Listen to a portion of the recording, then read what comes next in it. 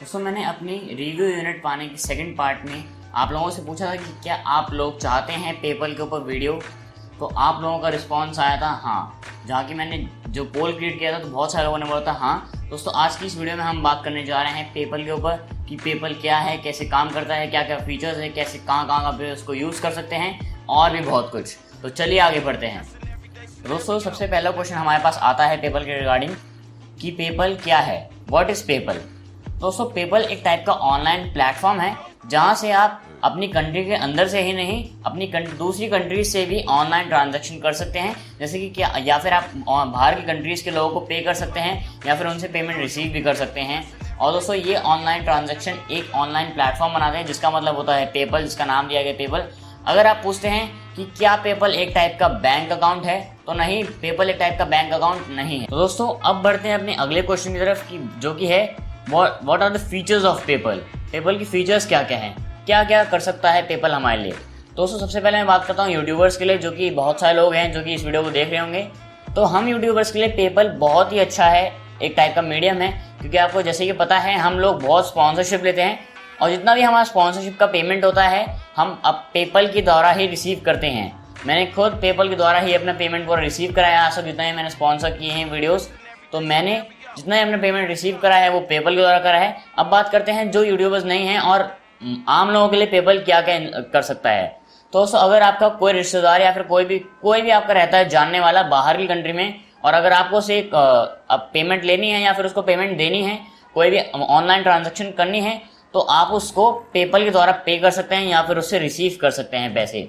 अब बात करते हैं तीसरे पॉइंट की तरफ, जो कि है शॉपिंग। आप पेपल के द्वारा पे भी कर सकते हैं। जैसे कि आपको बहुत सारे साइट पे दिख जाएगा, आपको पेमेंट ऑप्शन होते हैं COD, debit card, credit card, वहाँ पे पेपल भी आता है। बट कुछ बड़ी बड़ी वेबसाइट्स पे जैसे कि अमेजॉन, फ्लिपकार्ट, पेपल उन लोगों ने हटा दिया है, मेरे को पता नहीं क्यों, बट उन लोगों ने पेपल हटा दिया है। बट आज भी बहुत सारी वेबसाइट पर पेपल काम करता है, तो मतलब आप पेपल से पे भी कर सकते हैं किसी प्रोडक्ट के लिए। तो मैंने आपको बता दिया दोस्तों कि हम पेपल को कहाँ कहाँ पर यूज़ कर सकते हैं। ऑनलाइन ट्रांजैक्शन कर सकते हैं, शॉपिंग के लिए यूज़ कर सकते हैं, या फिर उससे पेमेंट रिसीव कर सकते हैं, या फिर किसी को दे सकते हैं, अपनी स्पॉन्सरशिप की पेमेंट रिसीव कर सकते हैं, या फिर अगर आपको कोई कंपनी ने आपको कोई प्रोडक्ट भेजा हो और आपने खरीदा हो और उसने आपने उसको वापस कर दिया हो और जो आपको रिफंड देगी वो आपको पेपल से भी दे सकती है, तो आप पैसे रिसीव कर सकते हैं पेपल से उस कंपनी के द्वारा। दोस्तों अब बढ़ते हैं इसके अगले पॉइंट की तरफ, जो कि है इसका एक डीमेरिट। हाँ दोस्तों पेपल का एक डीमेरिट भी है, वो कि ये है कि जब भी आप पेपल से कुछ भी पेमेंट रिसीव करते हैं, जैसे कि एग्जांपल लेते हैं कि आपने रिसीव करे $100 पेपल से, तो दोस्तों उसमें से 3 या 4% पेपल लेता है, मतलब आपके पेमेंट से डिडक्ट होगा, जो कि पेपल की आप बोल सकते हैं पेपल का ही एक टाइप का कमीशन होता है। जैसे कि आपने $100 की ट्रांजेक्शन करी तो आपको उसमें 3% कटेगा, तो मतलब आपके जाएंगे सीधा 97 या $94। तो ये सबसे बड़ा डीमेरिट लगता है मेरे को। और जो भी हम लोग स्पॉन्सरशिप लेते हैं उसमें से भी ये कटता है, जो भी मैंने लिए हैं उसमें से भी ये कटा है। और सबसे बेकार पॉइंट मेरे को ये लगता है, क्योंकि बहुत ज़्यादा कट जाता है, कभी कभी 3 या 4% हमें लगता तो है कि कम है, बट कट के बहुत कम हो जाता है। दोस्तों अब बढ़ते हैं कि पेपल क्या सिक्योर है या नहीं, क्योंकि दोस्तों पिछले साल या फिर पिछले साल बहुत सारे अकाउंट हैक हुए थे पेपल के अंदर, और उससे बहुत सारे लोगों के जितना भी उसके अंदर पेपल के अंदर पैसा था वो बहुत सारा चला गया था, या फिर आप बोल सकते हैं हैकर्स ने उनको उस पैसे को छीन लिया था। इसी वजह से पेपल कंपनी 2 साल पहले बहुत ज़्यादा बदनाम हो गई थी। बट उसके बाद पेपल ने अपनी जितने भी सिक्योरिटी सिस्टम हैं या फिर अपनी ऑनलाइन ट्रांजैक्शन को इतना ज़्यादा सिक्योर बना दिया है कि अब किसी भी बात का डर नहीं है आपको हैकिंग का, क्योंकि पेपल अब बहुत ज़्यादा सिक्योर है। ये एक बात पेपल खुद गारंटी देता है कि आपका अकाउंट कोई भी हैक नहीं कर सकता अगर आप 100% वेरीफाइड हैं पेपल के ऊपर।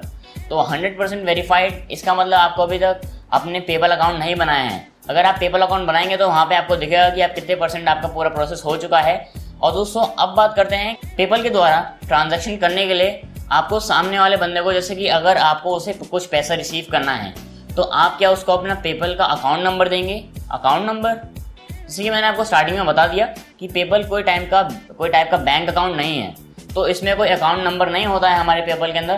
पेपल के अंदर सीधा सीधा आपको एक ID मिलती है। तो अगर आपको किसी बंदे से, तो दोस्तों हम उस इंसान का नाम मान लेते हैं X, मिस्टर X। तो अगर आपको मिस्टर X से पेमेंट रिसीव करनी है तो आप उसको ID देंगे अपनी पेपल की। ID कुछ भी हो सकती है, आप अपनी Gmail की ID भी रख सकते हैं। तो आप उसको सिंपली अपनी आईडी देंगे, वो आपकी आईडी के अंदर आपको पैसे भेज देगा और आपको जीमेल पे मैसेज आ जाएगा और पेपल में पेमेंट भी आ जाएंगी। और इसी सेम प्रोसीजर को फॉलो करते हैं कि अगर आपको मिस्टर एक्स को पेमेंट करनी है, तो अगर आप मिस्टर एक्स को पेमेंट करेंगे तो आप मिस्टर एक्स की आईडी मांगेंगे उससे, आप उसकी आईडी लिखेंगे और वहाँ पे आप लिखेंगे कि आपको कितना अमाउंट पे करना है, वो आप उसको सीधा पे कर देंगे। दोस्तों अब बढ़ते हैं, बहुत सारे लोग मेरे से ये पूछेंगे कि पेपल का अकाउंट कैसे बनाया जाए। तो दोस्तों पेपल का अकाउंट बनाना बहुत ज़्यादा ईजी प्रोसेस है। अगर आप जाएंगे खुद भी अकेले ट्राई करेंगे तो बहुत ईजी है। बट आपको सबसे पहले एक बार बता दूं कि अगर आप अंडर 18 हैं तो प्लीज़ अपना अकाउंट मत बनाइएगा, क्योंकि वो वेरीफाई नहीं हो पाएगा और आपकी पेमेंट कहीं पे अटक सकती है और फिर उसके बाद आपका ही नुकसान होगा। तो इसी वजह से अपना अकाउंट मत बनाइएगा अगर आप अंडर 18 हैं। तो अगर आप बोलोगे ध्रुव फिर तुम्हारा कैसे बना, तो मैंने अपने पेरेंट्स के नाम के अकाउंट बनाए हैं पेपल के अंदर, क्योंकि दोस्तों अभी हमारे पास आईडी नहीं है, हम अंडर 18 हैं। तो अपने पेरेंट्स की आईडी लीजिए, आईडी आपको चाहिए होती है और वहाँ से आपको एक नंबर होता है जो आईडी के ऊपर लिखा होता है, वो नंबर आप वहाँ पे टाइप कर देंगे तो आपका एक अकाउंट बन जाएगा।